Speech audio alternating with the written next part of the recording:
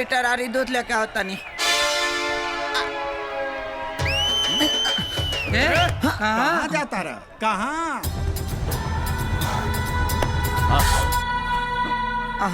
हमके मैदान लागल बा। अच्छा तो मैदान लागल बा। तोहरा ऊपर 5 किलो घी रोज काजू किशमिश बादाम खिलावल गईल, 2.5 लाख रुपया खर्च कईल गईल यही खातिर हैं? तो हमको क्या जाता नहीं ना। अब जवन मैदान करे के हो बेटा, चला ऐसे करा, चला आजो ये कौन उपाय करना। कौनो रास्ता नहीं हो भागे के। चारों तरफ लाठी डंडा लेके गांव वाले खड़ा हो, देख ला। मुखिया जी लगा तो ये ऐसे ना मानी।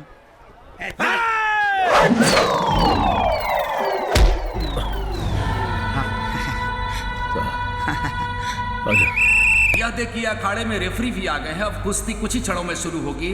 देखना यह है कि दंगल किस प्रकार लड़ा जाएगा। दोनों पहलवान जब लड़ेंगे तो इसे रोचक करेंगे या नीरस, यह मजे वाली बात होगी।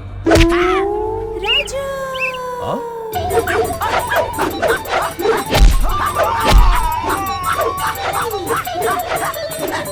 अरे बाप, रुक, ये कराटे ना कुश्ती है, कुश्ती समझ ले। अच्छा अच्छा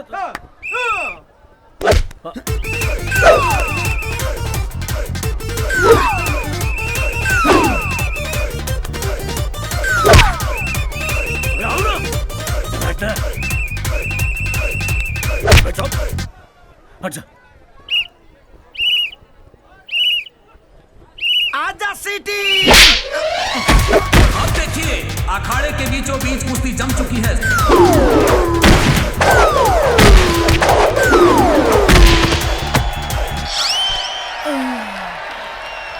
अरे उठो मर्दे, अरे ना कटवा देला, उठो।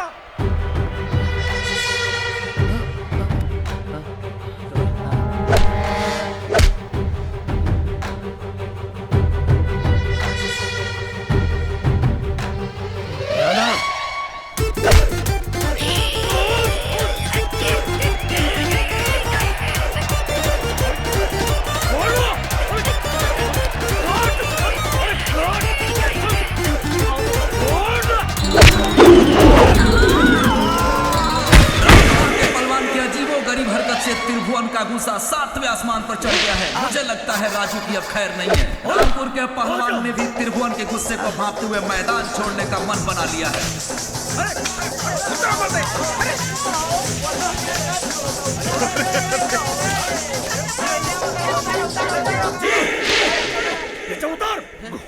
हमरा के कार्ड में रामपुर के पहलवान पेड़ पर चढ़ गए हैं अखाड़े से भाग करके। अब देखिए अजीब सा नजारा पैदा हो गया है। हमरा के कार्ड में मैदान में क्या हमारा से कुछ ये चौधर ठीक नहीं खाया। अरे नीचे आ गई तो फाड़ दे। गिर जा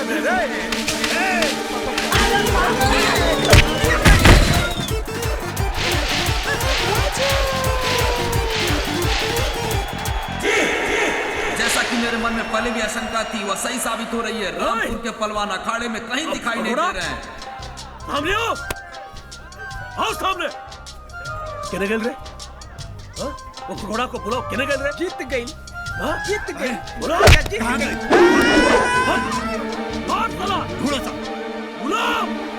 गांव वालों को उन्होंने भारी मुसीबत में फंसा दिया है। अब वो उन्हें ढूंढ रहे हैं। यदि चंद मिनटों के अंदर रामपुर के पहलवान नहीं आए तो त्रिभुवन को ही विजयी घोषित कर दिया जाएगा। राजू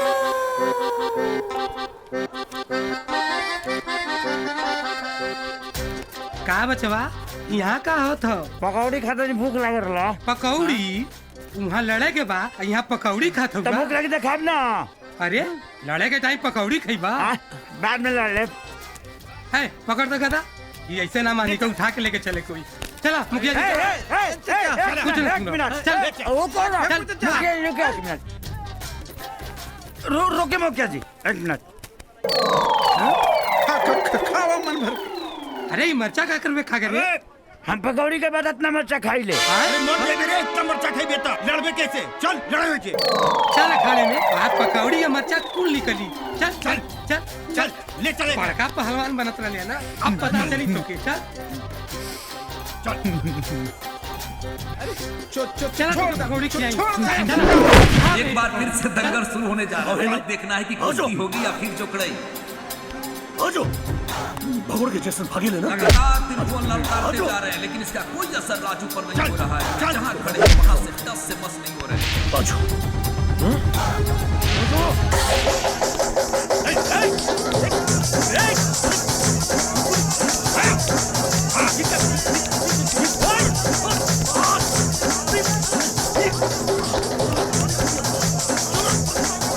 ये क्या मारो फोटो क्या कर दी मैंने? चौंका देने वाला क्षण कल्पना से परे। ये क्या हुआ? रामपुर के पहलवान ने त्रिभुवन को हवा में उठा लिया है। रामपुर वालों का उत्साह देखने लायक है। लगता है 4 सालों का रिकॉर्ड टूटेगा और रामपुर अपना इतिहास दोहराएगा।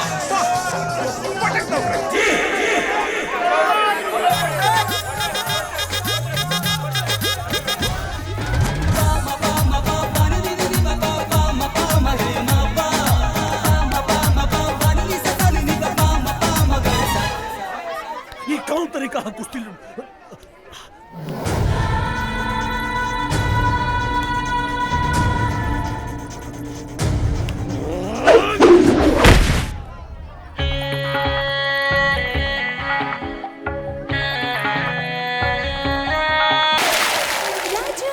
अरे बचा के चुप, गाँव वालन का नाक कटा देना। तो कौन नया कटाइल बा? इ तो हर साल कटाला। ए भाई हंडन संडन से नहा ली। और हो जाए घोर के पी जो। अरे चल चल चल, अरे चल चलो भाई। भाई छोट छोट चोरी बहुत हो गई। अब हम सोचा तनी डायरेक्ट डकैती कर जाओ। लेकिन हथियार कहाँ से आई? डकैती? हाँ अरे पकड़ा गए बड़ा का। हम आज ले झरल काट ना उखड़नी, तू हमरा से डकैती करवाई बा भाई। हाँ? तहरा मरे के बाद मारा, हमरा एलसी नहीं खभइल। अरे यार सुन सुन, वो डकैती के बात नहीं करा। ताओरी कौन डकैती होला? तोरा भौजी के चोरी चोरी देख के दिमाग गौजी आ गइल बा हमार यार। सोचा तनी कि डायरेक्ट ओकरा घर पर छापा मारल जाओ। माने तू भौजी की बात करत तारा? हम दूसर सोचत रहनी। अभी पता लगाओ कि तोरा भौजी के घर कौन हो, आ कहाँ रहेले, कब आवेले, आ कब जाले। हम पता लगा लेहनी। कैसे?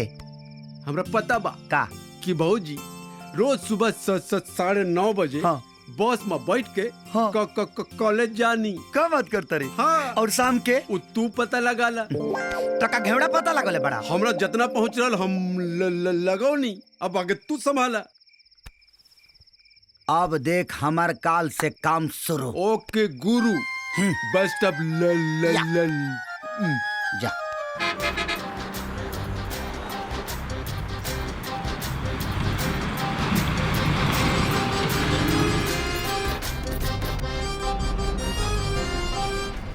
Hello madam. अरे तू तो वही हवे ना जेकरा के त्रिभुवन पटक ले रहलन? अरे बिल्कुल सही पहचान हम उहे हई, और खाली तारा चक्कर में। अच्छा हमरा चक्कर में? वो कैसे? हम तो करे के पटक वाला नहीं तले कुश्ती में तू लग गलू, हम तोहरा चक्कर में सारा दाव भुला गईनी। चल झूठा। कैसे कि प्यार हो गइल बा तोहरा से, पहला नजर वाला। I love you. अरे मजनू की औलाद, बकवास बंद करो और आगे देखो। हम सामने ना देखब, तोहरे के देखब। उठत बैठत सुतत हगत मुतत पूरा जीवन तोहरे के देखब। देखत नहीं हमार के का बिगाड़ लेला। अरे हम कहता नहीं नो आगे देखने तो बहुत पछताइबो। हम ना देखब। अरे हम कहता नहीं आगे हम देखो। तोहरा के देखब। अरे हम पागल ना हो देखब, तोहरा के देखब। अरे कह दे अरे तोहरे आगे के देखो तो देखब। गिर जाइबो। देखब हो देखब। अरे बाप रे। साफ बोर्ड बके बाड़ा। तू छोड़ ना कोई कसर मुझ पे सितम ढाने में, कोई मिलेगा ना मुझसा इस जमाने में। अरे सलमा आज बुरका में आयल बाड़ू? हाँ, मातम मातम मना होता नहीं। मातम ओहो बुरका में? चल हट, जैसे हमरा पता नहीं कि मातम कैसे मनावल जाला। बुरका हटा। ना टाइम। अरे नाटक बंद कर, हमरा से कैसन पर्दा? हम तोर सहेली है ना? ना, हम हटा देब तो तोरा निमन न लगी। काहे? लिपस्टिक लगा के आइल बाड़ू? अच्छा अपन नौटंकी बंद कर, तो के अल्लाह कसम। अल्लाह कसम हमरा लगबे न करी। का बुदबुदा ताड़ू? कुछ ना, ठीक बा, हम हटा देता नहीं, लेकिन तू भगवान कसम खा कि बुरका हटला के बाद तू भगबू ना। अच्छा ठीक बा, भगवान कसम हम ना जाए। ओके।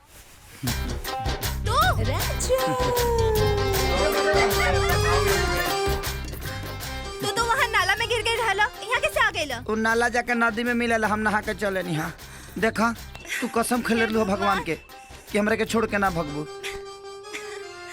अच्छा तोहार नाम का है? होखे वाला पति के नाम ना पूछल जाला। बोला ना बलम जी आई लव यू। का? बलम जी आई लव यू बोला ना। तोहार स्पीड तो बड़ा फास्ट बा हो। पहले ही मुलाकात में बलम जी तक पहुँच गईला। चला, त्रिभुवन हमार इंतजार करत होई है, हमके जाए दो। तो हम है जी का बेचब, हम आइए जाता नहीं।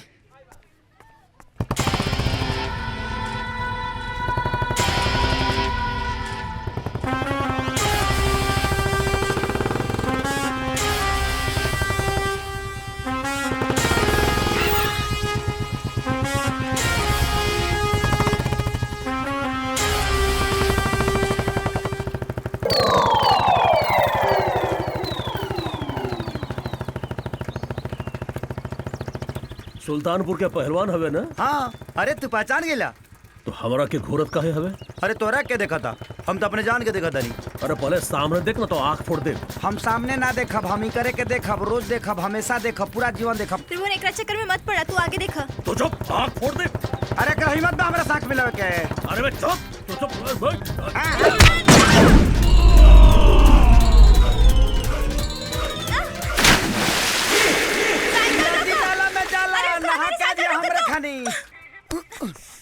पागल हवा का? एक तो हमार मंगेतर के नाला में ढकेल देलो, हमके साइकिल पे टांग के यहाँ ले आइलो, अब हमरा साथे मस्ती करत आड़ा। उ गेंडा तोहर मंगेतर है। खबरदार, जी हमरा मंगेतर के गेंडा कहला होतो। तो गेंडा के गेंडा ना कहीं तो सलमान खान कहीं। कहा तू दाना अंगूर के, आ कहा बच्चा अंगूर के। चुप, एकदम चुप। हमार उनकर मंगनी भइल बा। हाय देखा तार अंगूठी मंगनी के बा। देखा, शादी और मंगनी एगो पवित्र रिश्ता होला, और ये पवित्र रिश्ता प्यार के बंधन से बांधल जाला। बुझा गईल? का मतलब? मतलब ई कि ना तू ओकरा से प्यार करेलू और ना ही तोहरा से प्यार करेला। एकर का सबूत बा तोहरा पास? सबूत हमरा लगे ना, तोहरा मंगेतर के लगे बा। एगो काम करे, अंगूठी अपना मुठिया में धके कह दिया ना जे मंगनी का अंगूठी भुला गई, सबूत भी मिल जाई और तो से कितना प्यार करेला एकर पता भी चल जाई। पुरनुम हेलो।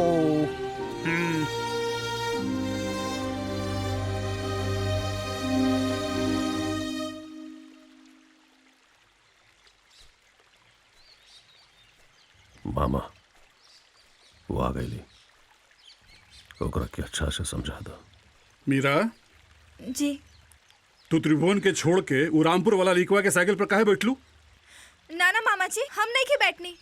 ओ चिरकुटवा हमरा के बुलेट से उठा के साइकिल पे खींच लेलस। पूछी त्रिभुवन से, हम झूठ कहता नहीं। तो साइकिल से कूद भी तो सकत रहलू ना? अरे तो हम भी तो रवा से कहले रही ना, ओकर चक्कर में मत रह। सामने देखो, सामने देखो। तू साइकिल रहल, हाथी पर तो ना बैठल रहलू। देखा बिटिया, बचपन में तहार बाबूजी या माई के गुजरला के बाद हम ही बानी जे तारा एजा ला के पालनी पोसनी इतना बड़ा कईनी हा। अब तहार शादी की जिम्मेदारी भी हमार बा। देखा बिटिया, तारा के हम जितना प्यार करे नी ओकरा से कम हम त्रिभुवन के प्यार ना करी। काहे कि त्रिभुवने बाड़े जौन रामपुर के भानु प्रताप पहलवान के पटक के ओकर टांग तोड़ के हमारी टूटल गर्दन के बदला लिहले।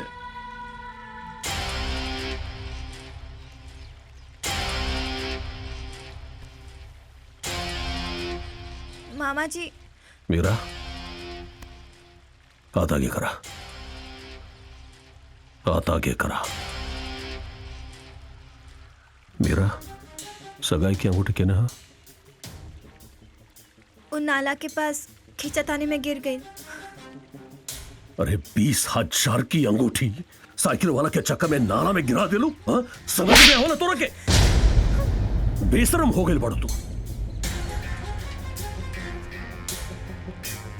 मामा जी, ए रवा सामने हमरा के थप्पड़ मारलन। रवा कुछ ना बोलनी। हाँ तो का हाँ? का कही जब मेहरारू गलती करी तब मरद ओकरा मारबे नु करी। तारो मामी के गलती पर हम मारत रहनी हा। चल जा अंदर, आज के बाद ही सब मत करियो। चला जा।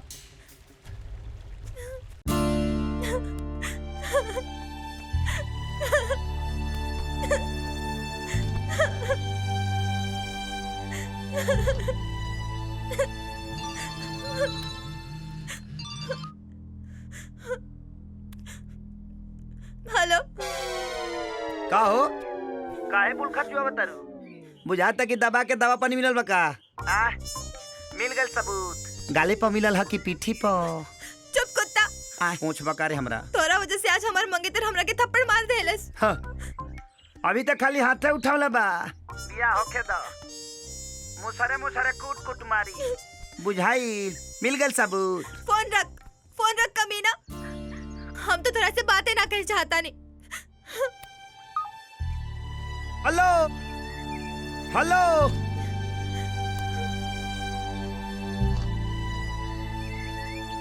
ओकर इतना हिम्मत जे हमारा डार्लिंग पर हाथ छोड़ देलस। अब बताओ तनी ओकरा के।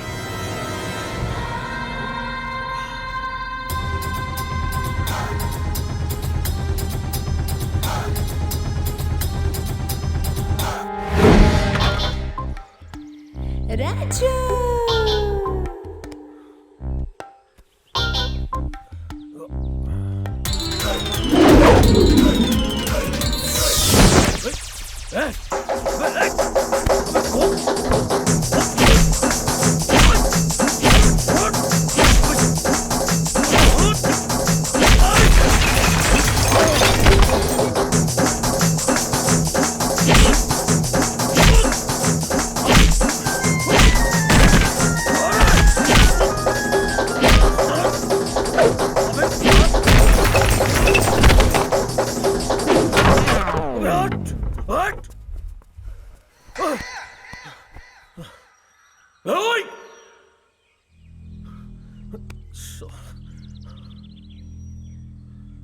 हिम्मत हो तो सामने आओ।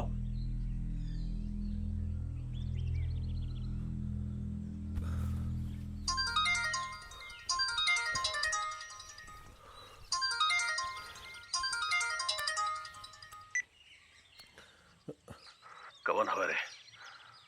हेलो। सोच ले कि एगो थापड़ मारली तो इतना कूटनी। अगर बॉडी पर खरोच आगर है ना तो इतना धोती कि ओंगा कहियो कपड़ों ना धोवाइल होई। अबे कभी ने अब मेहरारू और मर्द के झगड़ा के बीच आवे वाला तो के हवे रे? ए सराऊ बिन फेरे हम तेरे जो घरे जो शादी के हरदी तो पिछुआड़ा में ना लागल, लेकिन तोरा पीठी पर जरूर छपा जाई। तारी बहिनी के मास्टरी में नौकरी लगा दे।